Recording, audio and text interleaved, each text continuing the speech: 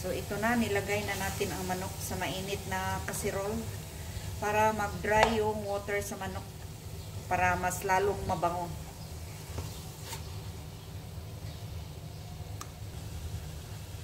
So itabi muna natin ang manok kasi kailangan i-fry natin kunti ang onion.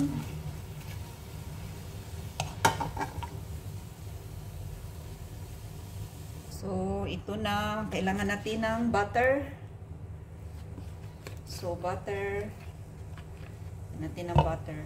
Yung butter, haluan natin ng kunting cooking oil para tipid. Ito ang first cooking vlog ko sa year 2025. Happy New Year pala everyone. Happy New Year.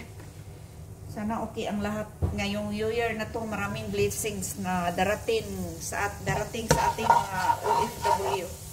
Hindi lang sa OFW, lahat ng mga tao sa buong mundo. Dito sa planet Earth. Ayan, tapos ilagay na natin ang onion. So, balik kunti lang ang pag-isa. Para naman masarap. Ayan. Bakit ginawa ko yun sa manok? Medyo pinadry ko lang yung kunti yung tubig niya. Para mawala yung amoy sa manok. Ayan, kailangan natin i-brown kunti yung manok. Yung onion. Tapos, onion pala. Lagyan natin ng kunting paprika. Ito kasi ang nagpapasarap yung paprika. Lahat namang spices pangpasarap, pero wag sobrahan kasi pag sobrahan mo, yung luto mo, wala nang amoy na spices na, wala nang lasa sa manok. Yan, lagyan natin ng kunting black pepper.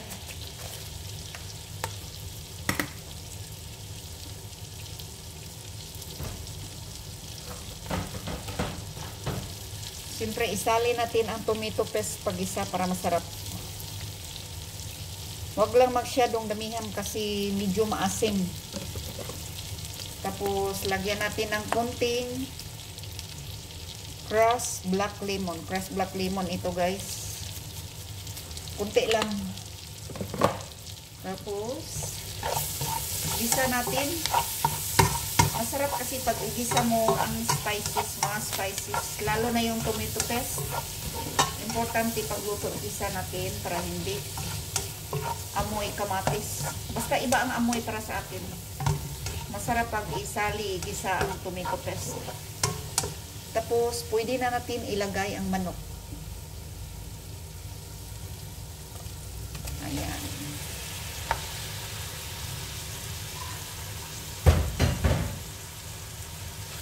So, igisa na natin uli. Igisa na natin ang manok kasama ang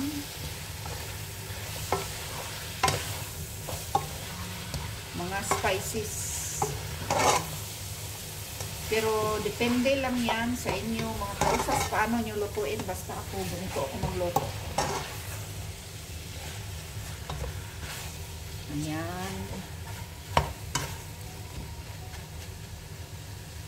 So, takpan lang natin sandali para maluto.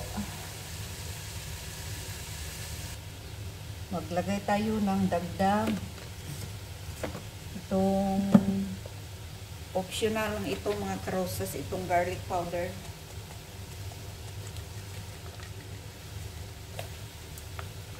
So, siyempre, ang asin.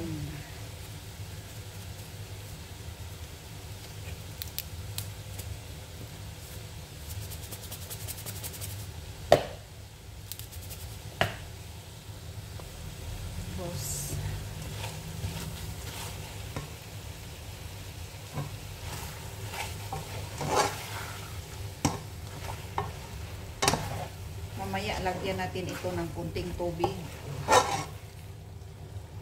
Pag kulang ng tomato paste, pwede natin dagdagan. Ilagay na natin ang fresh na kamatis. Ayan.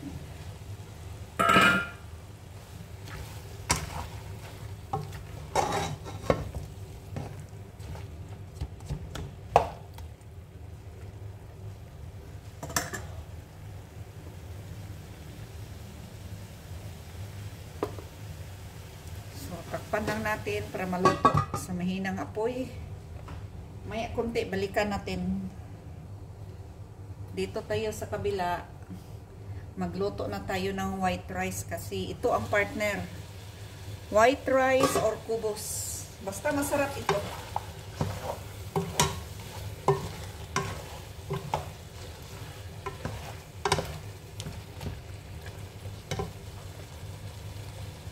Kailangan natin magdagdag ng kunting tomato paste.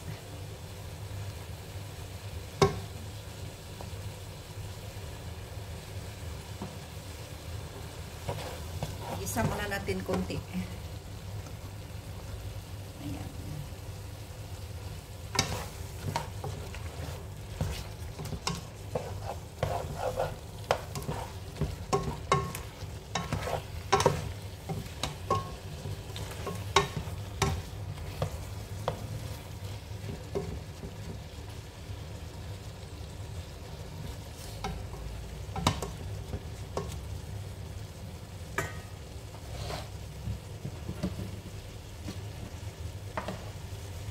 Ito na guys, magdagdag na tayo ng kunting tubig.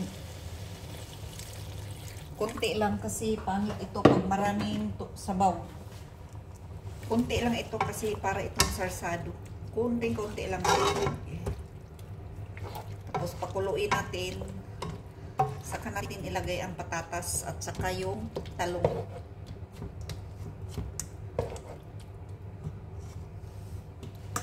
So, pwede na natin tikman.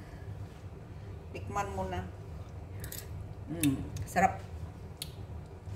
Kulang sa asin.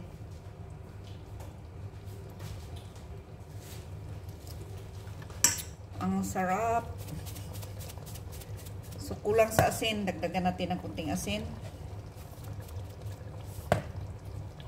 At saka, kunting green, kunting red chili powder. Ayan. Kunti lang kasi may bata kumain. Ayan. Walang lasa ang luto pag hindi maanghang.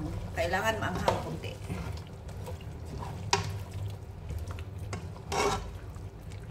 Ayan. Ang sarap na.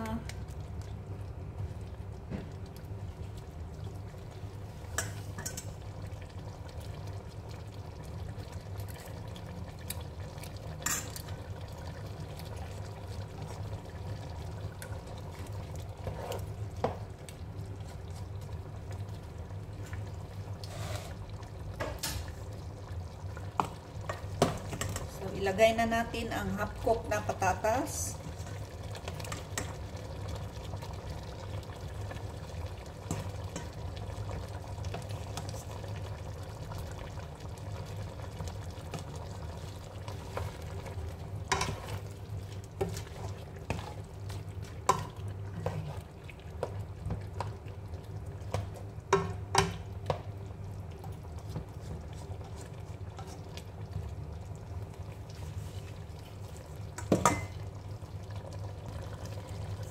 Ayan na guys, ang sarap na.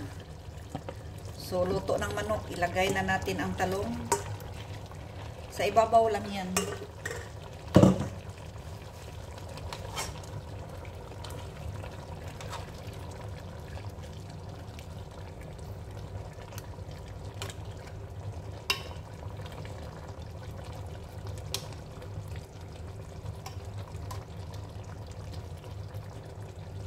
So, within 20 minutes sa mahinang apoy, luto na yan. Hanggang dito na lang tayo. Please don't forget to subscribe, like, share, and comment. And tap the bell para updated kayo sa sunod na mga videos. Bye-bye everyone. God bless and Happy New Year.